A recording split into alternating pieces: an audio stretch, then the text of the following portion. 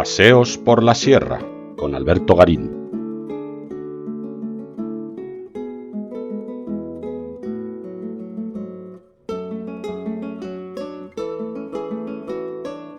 Estamos en Toro, junto a la colegiata de la ciudad. Recordemos que una colegiata viene a ser como una catedral sin obispo, puesto que tiene colegio de canónigos para asistir al sacerdote en las ceremonias.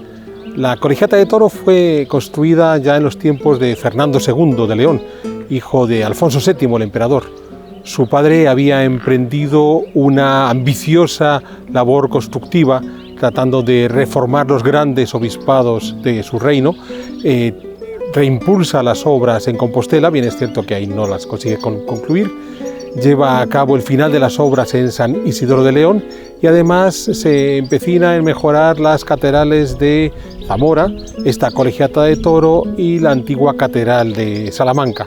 Esto hace que vamos a encontrar indudables parecidos entre los cimborrios, que es esa gran cúpula que vemos por encima del crucero, justo a mi espalda, entre los cimborrios de este que tenemos aquí en Toro, el que vamos a encontrar en Zamora y que vamos a encontrar en Salamanca, y que respondería en gran medida a las creencias teológicas que se están desarrollando en esta época. Pensemos que lo vamos a encontrar en el Pórtico de la Gloria del Maestro Mateo, realizado medio siglo después de iniciar la construcción en Zamora de la catedral, pero solo una década más tarde de ponerse en marcha la construcción de la colegiata de Toro, una serie de reflexiones sobre la liturgia, el espacio, la teología católica, con claros vínculos con el mundo oriental. Pero hemos venido a Toro para tratar de entender cómo funcionaron sus pórticos. Lo que tratamos de ver es la evolución de esos pórticos y una serie de singularidades que vamos a ver a continuación. Comenzamos por la portada sur, la más sencilla de todas. Lo más importante a retener al ver esta portada sur es que lo que se había convertido en las entradas canónicas de las iglesias cristianas, desde las que se habían desarrollado a finales del siglo XI, principios del XII en la ruta jacobea, ya está plenamente consolidado. Son portadas a las que hay que acceder por un arco con arquivoltas, esos sucesivos arcos que en el derrame se van abriendo hacia el exterior.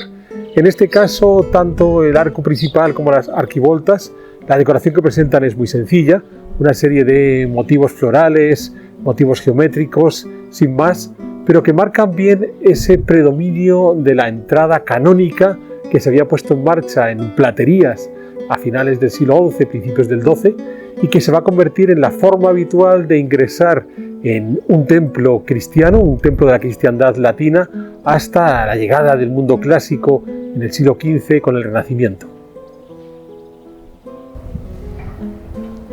El pórtico norte vuelve a presentar la misma solución arquivoltada, es decir, esas entradas canónicas propias de las iglesias de la cristiandad occidental. Pero lo más llamativo en este pórtico es que en la arquivolta exterior tenemos el repertorio de los 24 ancianos del Apocalipsis, aquellos que entonaban sus cítaras ante la visión del Cordero Místico, según narraba San Juan en ese Apocalipsis. La presencia de los músicos es una constante en muchos de estos pórticos medievales. En muchas situaciones están claramente identificados los instrumentos que tocan, que es lo que podemos ver aquí, en donde incluso es fácil distinguir que mayoritariamente son instrumentos de cuerda, con lo cual no se alejan mucho de la descripción del Apocalipsis. Si bien es cierto que en otras ocasiones podemos encontrar, así ocurre en el Pórtico de la Gloria, también instrumentos de viento o de percusión. El Pórtico de la Majestad corresponde a la entrada oeste de la colegiata. Hubo una capilla construida siglos después que lo cubrió y que en gran medida es lo que ha permitido salvarlo hasta la actualidad. De nuevo nos encontramos con una solución arquivoltada, es decir, una puerta abocinada donde cada una de las arquivoltas va reduciendo su luz hasta la entrada principal. Es cierto que en este caso es con arcos ojivales frente a los arcos de medio punto que veíamos en el pórtico norte, un pórtico norte construido entre 60 y 70 años antes de este pórtico oeste. El Pórtico de la Majestad tiene otra característica, que es el hecho de estar policromado, algo que era habitual en todos los pórticos medievales. En muchos casos hemos sido capaces de encontrar esa policromía, así en el Pórtico de la Gloria de Santiago de Compostela, pero que aquí en el caso de Toro tiene la ventaja, como decimos, de la capilla posterior, que fue la que conservó en mejor estado los pigmentos. En cualquier caso, esos colores habían sido repintados y sobre todo habían quedado muy sucios por el uso del tiempo, y fueron restaurados a partir de 1987.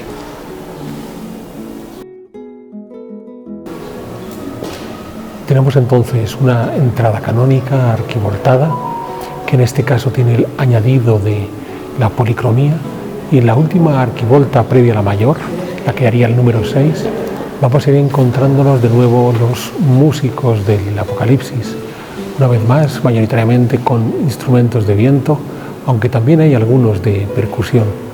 La importancia de los músicos es clave. Hemos de entender que en la liturgia medieval la música era un elemento fundamental, hasta un grado que nos resultaría sorprendente si no es porque conservamos algunos de esos coros medievales. El espacio litúrgico a partir del siglo XII se vertebra en torno a la música y en torno a los coros. De ahí que en estas entradas al visitante a la iglesia se le recordaba y se le anunciaba la importancia de esa música. Es muy curioso porque la arquivolta exterior, donde se desarrolla el juicio final, volvemos a encontrar otros músicos que están tocando para las almas que se han salvado. Esta es una de las lagunas en los manuales de historia del arte, no darle toda la importancia que tuvo la música en la liturgia religiosa de la cristiandad occidental, de la cristiandad latina. De nuevo, se ingresaba a la iglesia a través de estos pórticos arquivoltados, estos pórticos que se habían convertido en las entradas canónicas para los espacios religiosos de la cristiandad latina, y a través de esos pórticos encontrábamos en esas arquivoltas a estos grupos de músicos del Apocalipsis. Lo interesante está en que estos músicos a la larga nos van a recordar la necesidad de cantar la liturgia. Ellos son los que vienen a evocar esa necesidad de la liturgia, sí o sí ha de ser cantada. De modo que ya no solamente estamos anunciando el Apocalipsis, sino que estamos anunciando claramente la fórmula litúrgica que se va a emplear al interior del templo. Pero una vez que accedíamos al templo, en muchas ocasiones lo que nos encontrábamos era el trascoro, la parte posterior del coro. No había una visión directa al altar, no había una visión directa hacia el espacio de la Eucaristía, porque lo que realmente nos importaba era encontrar ese coro dentro del cual, generando un templo dentro del templo, los canónigos, en el caso de esta colegiata, o sencillamente los monjes que podían cantar, estaban cantando la liturgia, de modo que el creyente no veía, escuchaba lo que estaba sucediendo en ese espacio sagrado.